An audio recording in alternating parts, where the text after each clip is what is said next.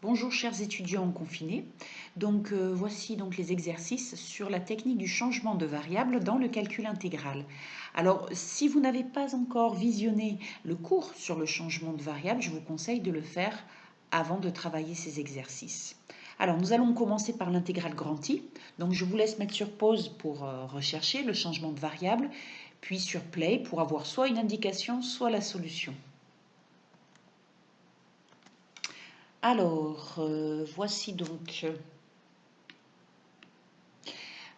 Alors, ici, bon, déjà, voilà. Hein, donc, j'imagine que vous avez d'abord cherché une formule primitive qui puisse éventuellement nous permettre de résoudre cette intégrale. Voilà, donc on n'en a pas forcément une en tête. Et donc, en fait, ici, comment allons-nous choisir le changement de variable? Eh bien, ce qui nous embête, c'est quand même ce qu'il y a au dénominateur. Alors, il faut point trop en prendre, si je puis dire. Quand vous allez poser votre changement de variable, vous allez choisir x égale... Alors, le dénominateur soit nous embête, mais surtout le sinus. Donc, on va peut-être choisir sinus t. On pourrait choisir aussi 1 plus sinus t, hein, ça marche aussi, mais sinus t, ça va peut-être être plus simple, je pense. Donc, je vous laisse mettre sur pause pour travailler avec ce changement de variable, puis sur play pour avoir la solution. Alors, pour la solution, donc, vous avez étudié le cours, donc vous savez que quand on fait un changement de variable d'une intégrale qui a des bornes, il faut tout de suite changer, enfin tout de suite, en tout cas, il faut à un moment donné changer les bornes. Donc ici, l'ancienne variable c'était, la nouvelle c'est x. Donc la variable t varie entre 0 et pi sur 2. Et nous allons maintenant chercher les variations de la nouvelle variable qui est x. Ben, x, ça va être sinus de 0. Ça fait 0. Et sinus de pi sur 2 qui fait 1. On vérifie au passage que la fonction sinus t est bijective.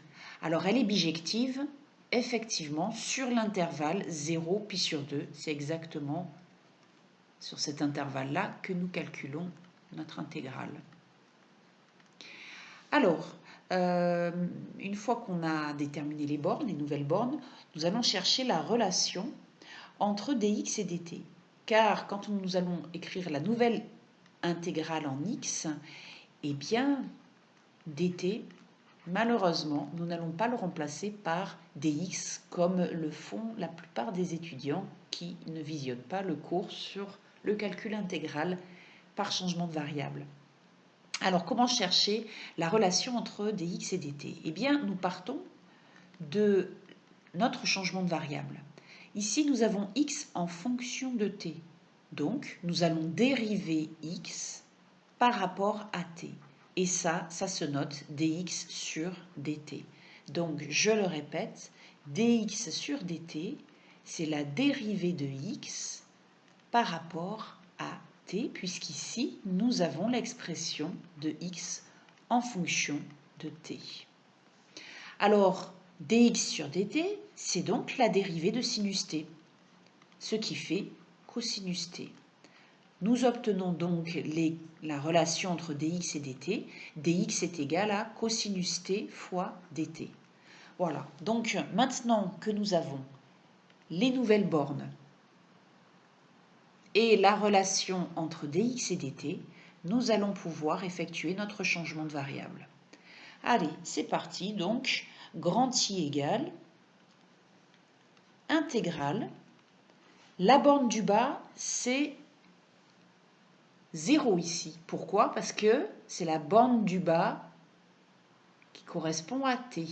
D'accord? À la borne du bas de l'intégrale en t. Donc 0 ici. Et la borne du haut, c'est 1, puisqu'elle correspond à la borne du haut en t, qui était pi sur 2. Alors ensuite, on prend un peu de recul et on regarde. Malheureusement, nous n'avons pas dt en fonction de x dx, mais nous avons l'écriture dx égale à cos t dt. Alors, si on prend un peu de recul, Quand on regarde notre intégrale, vous voyez ici, on a dx égale à cos t dt. Et là, dans l'intégrale, nous avons justement cosinus t dt. Donc, ce cosinus t fois dt, nous allons pouvoir le remplacer par dx. Donc, on remplace cos t dt par dx. Et le dénominateur, il ne devrait pas trop nous poser de problème. Vous allez voir ça. Donc, on a ici dx au numérateur. Et au dénominateur, 1 plus sinus t, c'est notre changement de variable. C'est x. Donc 1 plus x, le tout au carré. Et voilà. Alors, maintenant, on obtient une intégrale qui est quand même bien plus facile à calculer. Et là, on réfléchit et on se rappelle d'une formule, pas trigonométrique, pardon, mais d'une formule de primitive, u' sur u carré, qui donne, alors j'ai mis dx, hein, mais j'ai mis dt, pardon, mais c'est x, enfin peu importe, hein, d'ailleurs le nom de la variable. Donc je vais mettre dx pour pas que ça vous perturbe. Voilà. Donc ça donne moins 1 sur u plus constante. Voilà, donc ici, en fait, vous voyez que votre grand U, c'est 1 plus x. Donc U', c'est égal à 1. C'est ce qu'on a au numérateur. Donc on peut appliquer directement notre formule de primitive. Nous obtenons donc moins 1 sur 1 plus x entre 0 et 1. Ce qui donne moins 1 sur 2, moins plus 1. Donc grand I égale à 1 demi. Alors, en fait, je ne sais pas si vous avez remarqué, ici, je vous en ai parlé dans le cours sur le changement de variable. Ici, en fait, nous avons fait un changement de variable intuitif. Alors, on a fait 2 changements de variable, alors, en fait. Eh oui. Et d'ailleurs, méthode 2, on aurait pu prendre un autre changement de variable un peu plus complet, on va dire ça comme ça, que sinus t, qui nous aurait évité, de faire un deuxième changement de variable ici intuitif. Donc, vous pouvez le faire, vous retrouvez normalement le même résultat. Les nouvelles bornes, je vous donne quand même juste l'indication, on va avoir x égale à 0 plus 1 et x égale à 1 plus 1, donc 2. La relation entre dx et dt, eh bien, on trouve le même résultat puisque ça fait 1 plus, sinus t, pardon. La dérivée de 1 plus sinus t, c'est cos t aussi. Donc, on va retrouver le même résultat, dx égale à cos t dt. Et donc, quand nous allons calculer l'intégrale grand I avec la nouvelle variable ici, nous allons obtenir comme borne 1 en bas, 2 en haut. Au numérateur, cos t dt, c'est dx. Donc, vous voyez, on retrouve finalement le même résultat, sauf que nous n'avons pas à faire de changement de variable intuitif, si je puis dire, et on obtient moins 1 sur x entre 1 et 2, ce qui fait donc moins 1 demi plus 1, c'est-à-dire 1 demi. Voilà donc pour la méthode 2, c'est-à-dire qu'au lieu de prendre comme changement de variable uniquement x égale sinus t, on prend 1 plus sinus t. Par contre, faites bien attention, si vous prenez 1 plus sinus t le tout au carré, là, vous en prenez trop et ça ne va pas marcher. Donc vous voyez que tout ça, c'est une question d'intuition aussi, hein, le changement de variable, savoir bien choisir sa nouvelle variable. Allez, donc deuxième exercice. Alors, je vous laisse mettre sur pause, puis sur play pour avoir une indication ou bien la solution. Alors, une indication. Donc, une indication, on voit ici dans cette intégrale que nous avons beaucoup de ln de t qui se répètent. Eh bien, voilà le changement de variable que nous allons effectuer. X égale ln de t. Et oui, et pas ln carré de t, sinon on est embêté avec le 3 ici. Hein. D'accord? Donc x égale ln de t. Allez, mettez sur pause, puis sur play pour avoir les solutions. Alors, les bornes. Donc les bornes, eh bien ici, la borne, c'est t, hein, l'ancienne variable cette fois-ci, et x, la nouvelle. Donc t varié de 1 jusqu'à e. Nous en déduisons donc les nouvelles borne, x, qui va être égal à ln de 1, c'est-à-dire à 0, et ln de 2, c'est-à-dire à 1. Voilà, je précise que la fonction, ici notre changement de variable, est bien bijectif, hein, c'est la fonction logarithme, elle est bijective sur R plus étoile et donc a fortiori sur l'intervalle 1e. Alors maintenant, la relation entre dx et dt. Eh bien, comme on l'a vu précédemment, nous partons de notre changement de variable, c'est-à-dire x égale ln de t, et comme nous avons x en fonction de t, nous allons dériver x par rapport à t, puisqu'on a x en fonction de t. Donc ça va donner la dérivée de ln de t, c'est-à-dire 1 sur t. Et nous obtenons ainsi l'expression dx égale à dt sur t. Voilà, donc nous avons notre changement de variable ici. Nous avons les nouvelles bornes et nous avons l'expression dx en fonction de dt. Eh bien, il ne reste plus qu'à écrire la nouvelle intégrale avec la nouvelle variable qui est x. D'accord? Donc faites bien attention quand vous allez écrire votre nouvelle intégrale. Je ne l'ai pas dit précédemment, il ne faut pas de mélange de variables. Il faut uniquement la variable, la nouvelle, c'est-à-dire x dans cette intégrale. Donc les bornes, on a dit en bas, on a 0 qui correspond à la borne du bas en t, qui est 1. Et en haut, on a 1. Voilà. Ensuite, eh bien, tous les logarithmes, nous les remplaçons par x. Donc ça donne x cube plus x carré plus 1. Et puis ensuite, nous n'avons pas dt égale en fonction de x, mais nous avions dx égale à dt sur t. Donc, nous allons pouvoir ici, en prenant du recul, observer que dans l'intégrale, nous avons justement ici dt sur t. Et donc, nous allons remplacer dt sur t par dx. Voilà ici. Nous n'avons plus qu'à intégrer un tout simple polynôme. Donc, ça donne x puissance 4 sur 4, x3 sur 3, plus x, entre 0 et 1. Borne du haut moins borne du bas. Et voilà, l'affaire est dans le sac.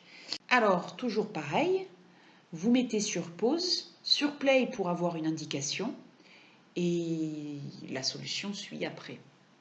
Alors ici, dans cet exercice, on vous donne le changement de variable, tangente t. Alors, c'est parti. Donc, on pose x égale tangente de t. Alors, les bornes. Quelles sont les bornes? Eh bien, c'est x, l'ancienne variable. X est égal à 0, puis à 1. Ah, alors il va nous falloir la fonction réciproque ici. Tangente est bijective sur l'intervalle moins pi sur 2, pi sur 2. Et donc ici, t va être égal à arc tangente de x. Donc, nous obtenons ici, sur l'intervalle qu'il faut bien ici, t égale à arc tangente de 0, c'est-à-dire 0. Et ici, t égale à arc tangente de 1, c'est-à-dire pi sur 2. Et sur l'intervalle 0 pi sur 2, la fonction tangente est bijective.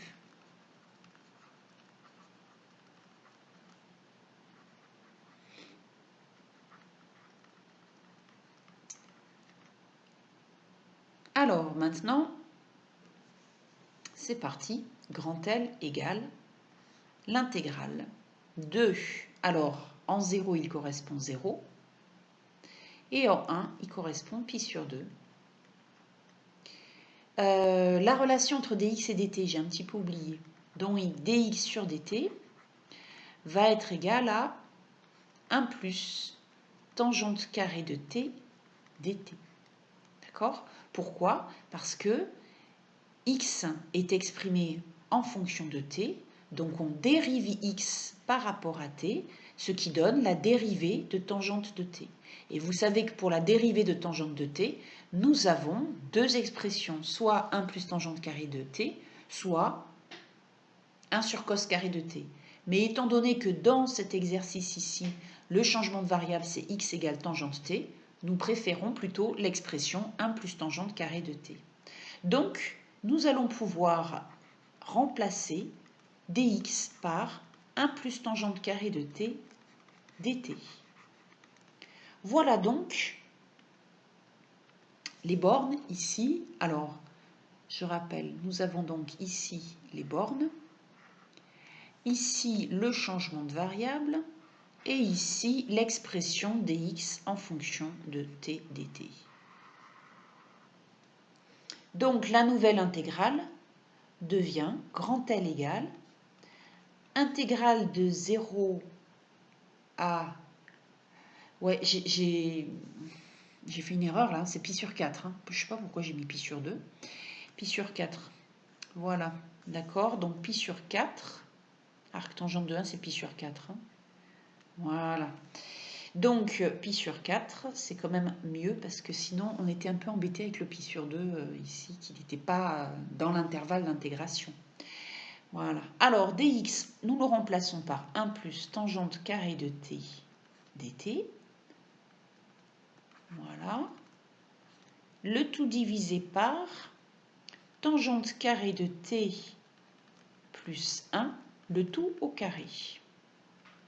Alors, si on observe bien, eh bien, ça se simplifie. 1 plus tangente carrée de t sur la même chose au carré. Donc, nous obtenons l'intégrale de 0 à pi sur 4 de 1 sur tangente carrée de t plus 1 dt. Alors, eh bien là, quand on regarde cette intégrale, on se dit, oh là là, on n'est pas plus avancé. Elle a l'air aussi compliquée. Mais je ne sais pas si vous vous rappelez, tout à l'heure, je vous ai parlé pour la dérivée de deux expressions. Il y a 1 plus tangente carrée de t ou 1 sur cos carré de t. Vous savez, 1 plus tangente carrée de t, c'est 1 plus sinus carré de t sur cos carré de t. C'est ce que nous avions fait au semestre 1. Ce qui donne cos carré de t plus sinus carré de t, si on réduit au même dénominateur, sur cos carré de t. Et cos carré plus sinus carré, c'est égal à 1. Donc, je vous rappelle la fameuse formule qui va nous aider ici à résoudre notre intégrale. 1 plus tangente carrée de t, c'est aussi égal à 1 sur cos carré de t. Donc là, nous allons donc avoir l'inverse de cos carré de t. Et donc, ça donne cos carré de t. Donc, nous obtenons l'intégrale de cos carré de t dt. Et ça, nous l'avons revu dans le cours sur les intégrales, dans ce chapitre 4-là. Pourquoi je dis revu? Parce qu'au semestre 1 aussi, nous l'avions étudié, cette intégrale. Alors, cos carré de t, formule de linéarisation, il s'agit de 1 plus cosinus de 2t, le tout divisé par 2. Et le 1,5, eh bien le 1,5, nous pouvons le sortir de l'intégrale. Nous obtenons donc l'intégrale de 0 à pi sur 4 multiplié par 1,5 de l'expression 1 plus cosinus de 2t dt. Ce qui donne 1,5 primitif de t, de 1, pardon, ça fait t, et primitif de cos de 2t, ça donne sinus de 2t, le tout divisé par 2, entre 0 et pi sur 4. Allez, il ne reste plus qu'à faire borne du haut moins borne du bas. Donc ça fait pi sur 4. Plus, alors sinus de 2 pi sur 4, ça fait sinus pi sur 2. Le tout sur 2. Et moins la même chose en 0. Bah, sinus 0, ça fait 0. Donc voilà. Allez, on simplifie quand même malgré tout. Sinus pi sur 2, ça fait 1. Voilà, donc bon, éventuellement on peut sortir 4 de la parenthèse. Bon, ce qu'on veut, peu importe, donc ça fait 1/8 si on sort un quart, pi plus 2, pi plus 2. Ok, pi plus 4, ce 4/8. Voilà. Ok, parce que là si je rentre, un demi, un quart, j'en perds mon... Ah non, c'est bon, c'est bon. Oh là là. Voilà. Donc cet exercice 2 sur le calcul de changement de variable, d'intégrale de changement de variable est terminé. Si vous voulez voir d'autres exercices sur le changement de variable, vous pouvez résoudre le soutien numéro 2 qui est en vidéo et en PDF sur Moodle. Et puis sinon, eh bien,